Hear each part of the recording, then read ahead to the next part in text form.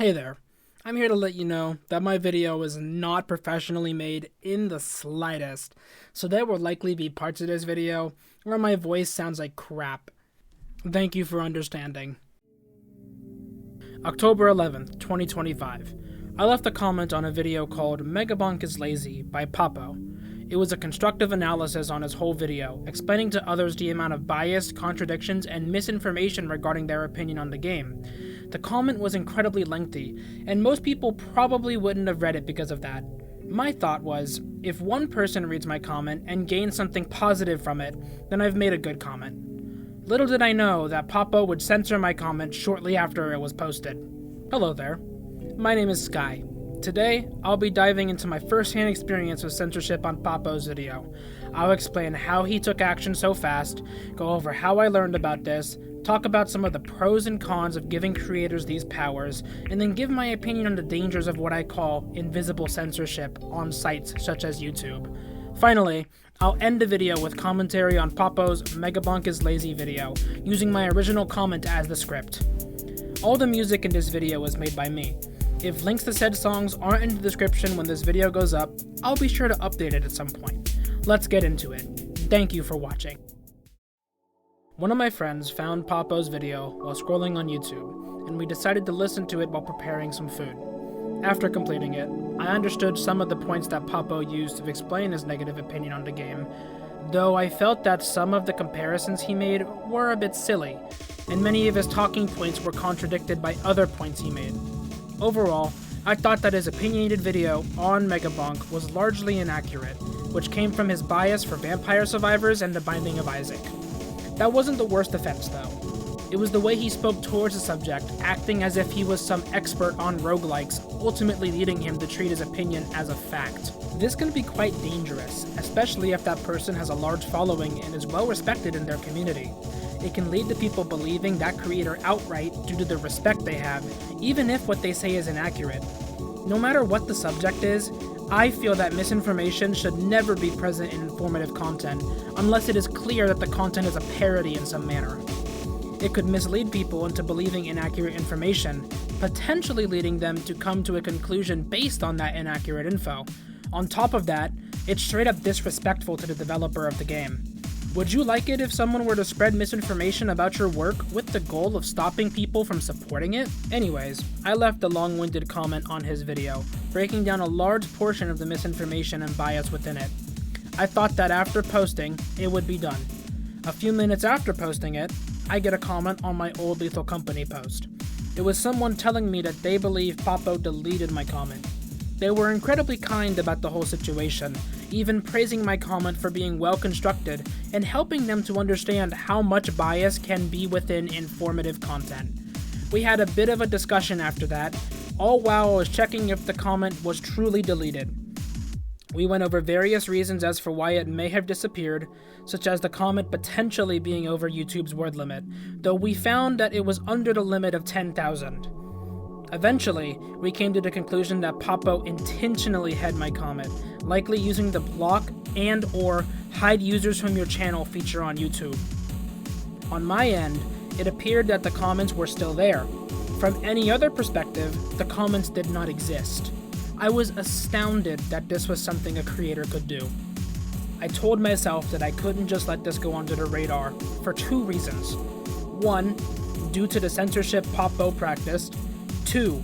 The ability for a creator to maliciously censor comments on videos that cover very important subjects, such as politics, medicine, science, history, and more.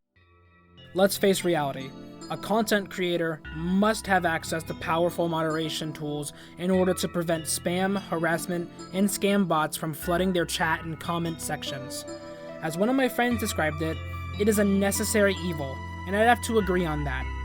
Despite that, I also believe a user should get some kind of indicator if their comments get hidden or deleted, as not notifying them can lead to what I'd call invisible censorship. This occurs when the user has no clue that they are being censored to begin with, as everything on their end looks like it's fine. To me, it is dangerous to not let people know when they're being censored, as it can be used to promote mass misinformation campaigns alongside facilitating the creation of a digital echo chamber. I'll provide an example to visualize it better. Imagine that you're looking for accurate information on a person you want to support, whether it's a content creator, a politician, or someone else. You click on a YouTube video with a large amount of views discussing that person, what they do, their most important actions and words, and that creator's opinion on them. After watching, you do some more research and come to find that some of the points made were inaccurate. You leave a constructive comment explaining these inaccuracies with the goal of getting others to learn from you, and then you go do something else. That content creator can hide your comment entirely when they see it, causing nobody scrolling through the comment section to see it, completely eliminating the possibility of someone learning from it. If you were to go back to that video, it would appear that your comment was not deleted, but not seen by anyone. You'd probably leave it alone, thinking that nobody cared enough to respond to what you said. You would have no clue that your comment was censored, unless someone went out of their way to point it out for you. The odds of that occurring are very slim, hence why I have made this video to begin with. I don't think much more needs to be said. This feature could easily be used to spread propaganda and mass misinformation, all while users have no clue they're being censored. While it occurring on Pappo's video is a very mild example, it still demonstrates how this feature could be used in a more malicious manner elsewhere on YouTube. If you disagree, have a different perspective on this, have more information on this matter, or just want to talk about it, feel free to leave a comment. I'd love to understand more about how others look at this, and I'd be more than happy to have a discussion about this. Thank you again for watching my video.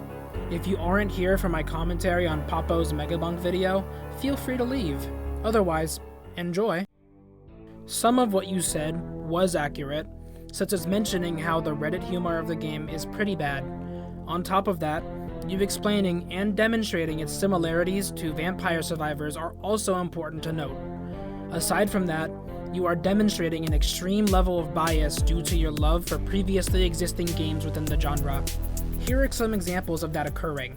In Vampire Survivors, you have to engage with the enemies on their own terms. You can't cheese them. You can't go around them. If you want to make it far, you have to cut through the horde. In Megabonk, you just have to jump, and suddenly nothing can touch you. If you played the game for longer than an hour, you'd come to realize that you can't just jump your way out of hordes of enemies. Depending on which map you're on, alongside your elevation, enemies can potentially rain down onto you or stack onto one another, resulting in a simple jump not being enough to escape damage and potentially death. Every level just lets you pick new weapons or upgrade your previous. Synergies are removed, replaced by tomes that give you some sort of stat upgrade. It's the same as Vampire Survivors, but the stat upgrades have a purpose. That's a design choice of the game. You don't have to like it, but saying it's bad because it's not like the game it's inspired by is contradictory to your opinion on Megabonk being a bootleg. You are correct when mentioning how it is less complex than Vampire Survivors, though. Megabonk also uses the risk of range system of items, that being RNG. You will never get the same items twice. Yes, Megabonk does utilize RNG to provide you with weapons, items, and tomes. However, you can get the same weapons, items, and tomes twice or more, causing them to be upgraded. Not sure what your point was there. It feels like an odd fusion of two ideas where the parts are better than the sum, and the sum happens to be an unfinished equation. Megabonk is still in early access. There is nothing new. It's the same game, but 3D. You're partially correct when talking about how the weapons are the same, though many other aspects of the game are different and new when compared to Vampire Survivors. Vampire Survivors is not original. Itself is based on an already existing property, but it is unique. Megabonk is neither.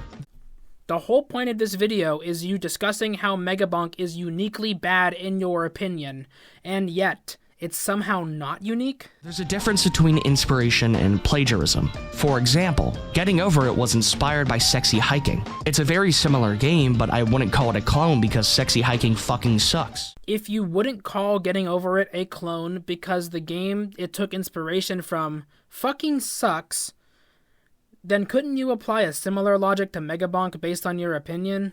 It's elaborating on an already existing idea and adding on to it, not taking away. A difficult game about climbing was, in turn, inspired by getting over it, but it's not the same game. One is about climbing, the other is also about climbing, but through different means. Are all games which take inspiration from others supposed to keep nearly the same structure and lineup of features from the games they're inspired by?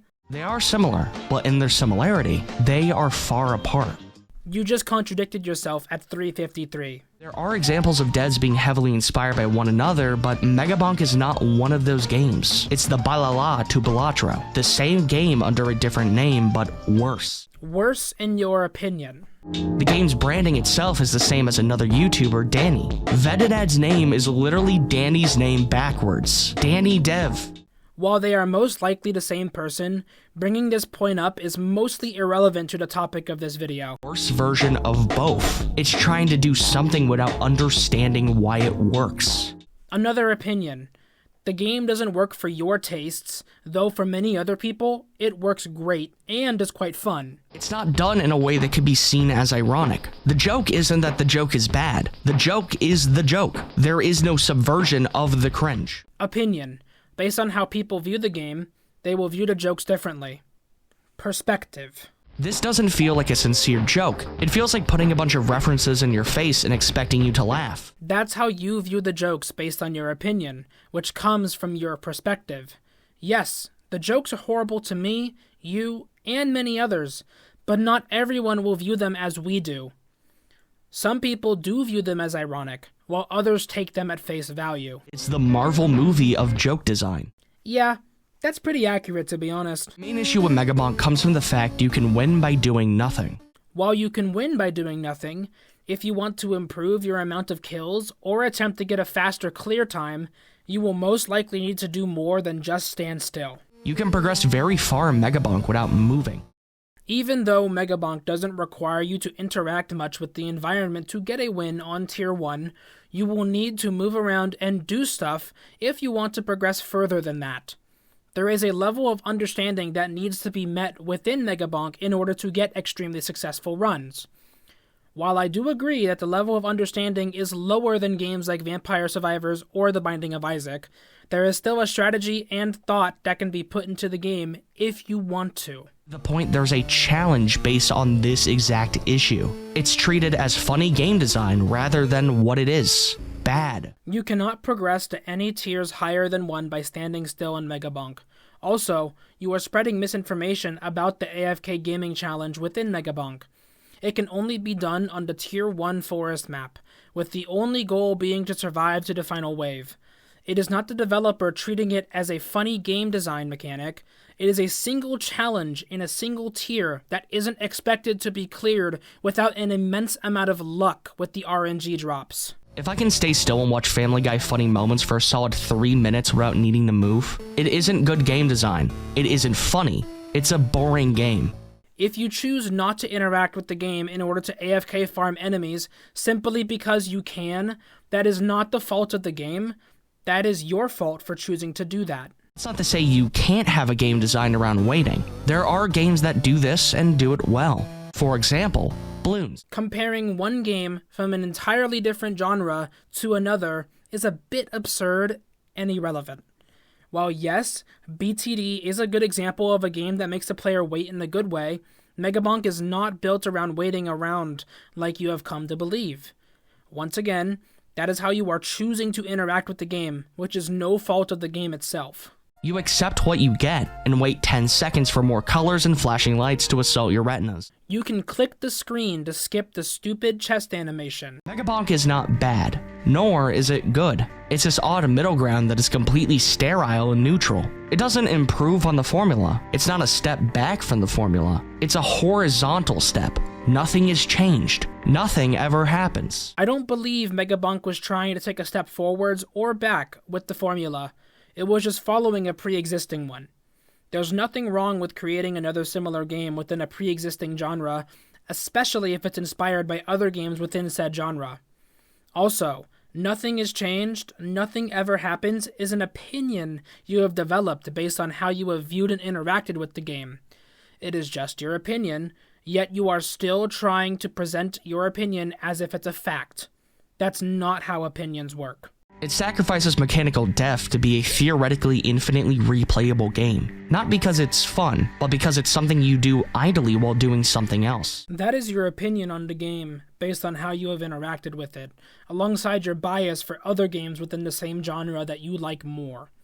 You can play Megabonk idly if you're only doing Tier 1 stages and aren't doing anything to learn more about the game and find good builds with certain weapons and characters. Also, many people play many different games and do something else simultaneously.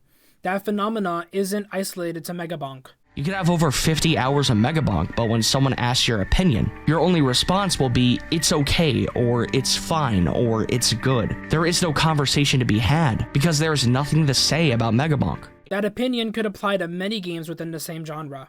For example, you could take that approach of games such as Hollow Cure, Vampire Survivors, Hades, Gungeon, Crab Champions, Risk of Rain 2, and many more. This is just you choosing not to talk about the mechanics and content of Megabonk because you don't like it. That's bias. It's a game you play while watching something on your second monitor. You're echoing a similar point you made at 725. Many people play their games and watch something on their second monitor. Does that mean the game is bad? No. It just means you don't like it, which is completely fine. I know what this could be. I know what a good roguelike is, and this could be one, but it's not. You expose your bias here. There's a concept called instant gratification versus delayed satisfaction. The skill curve involves manipulating the odds. You could play blood banks with your health to gain a blood bag, which gives you an extra heart and heals you back to full. And with that extra heart, you could use it on a devil deal to get a better item. But you don't know you can do that until you learn.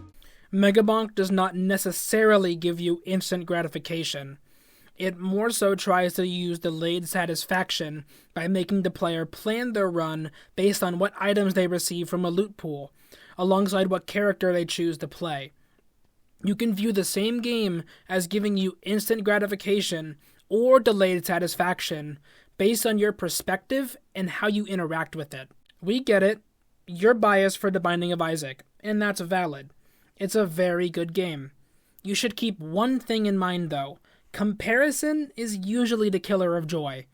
Sometimes it's a good thing to compare, but other times it can take away from what you're comparing. Megabonk, on the other hand, has big flashing colors and lights and chests that open, and you get items that affect the run in some minute way, and it's cool because it's colors, and I like colors. Surface level analysis of how Megabonk looks, and then making fun of it because you don't like it. That's how a lot of your video feels. It's instant gratification, because you play to have a dopamine rush. There is no planning or gameplay sense required. I personally plan out all of my runs based on the first few weapons, items, or tomes I get, in order to attempt to make a build which will get me to the Tier 3 boss. I feel good when I succeed at making a functional build, which gets me a mostly successful run, not because of instant gratification, but because of delayed satisfaction. How you interacted with the game is what is causing you to feel this way, alongside your bias towards other games within the same genre. You enter, you feel good because it's loud and bright, and then move on. You don't learn, you don't improve, you just do. You didn't learn and you didn't improve because you weren't interested enough in the game to do so. That's how it is sometimes. That doesn't mean the game is bad. It means you don't like it. Even in general, Isaac's mechanics are better. The tiers as a system feel good. If you walk forward, they go farther. If you move at an angle, they move at an angle. It feels good because it rewards you for feeling good. And because it rewards you for feeling good, it makes you want to be better. Nobody is trying to say that Megabonk is better than Isaac. Isaac is the better game, with more in-depth game mechanics. Also, you mentioning how Isaac rewards you for feeling good, and because it rewards you for feeling good, it makes you want to do better, is an example of instant gratification making you want to play the game more. Some people view games like that, while others view games in a way which relates more with delayed satisfaction. Sometimes you'll switch how you approach a game based on what genre it is. Everyone views and interacts with media differently, and because of that, forms a different opinion. And Megabonk, you stand still and scroll through Instagram Reels. Bias. Maybe you're deciding to stand still and scroll through Insta because you don't like the game, but people play and interact with games in many different ways. You shouldn't allow your opinion to influence what you believe to be a fact about the game, as it causes you to provide unreliable information. Basically, bias causes your videos to reduce in quality. Your video was full of contradictions. Your video was echoing the same points about why Megabonk is bad, to the point to where they became meaningless. Your opinion on the game is just that. It doesn't become factual just because you made a well-edited 11-minute video on it. You are entitled to have whatever opinion you want, though you must realize that your opinion comes from a place of extreme bias, making you an unreliable source of information for Megabonk. I see that you tried to cover your rear with the pinned comment, which states, "No hate to the developer, I just don't like his game." It's a solid attempt, though the way which you spoke about Megabonk in this video makes it clear that you are attempting to present your views as a fact, not as an opinion like the pinned comment is describing it. That is only more clear when you compared Megabonk to so many other products in an attempt to make your opinion seem more like a fact, when the only game it should have been compared to was Vampire Survivors. I understand comparing it to The Binding of Isaac a bit, but Balloon's Tower Defense? Seriously? You are not some sort of expert on roguelikes. You are just another person with an opinion. Nice editing though.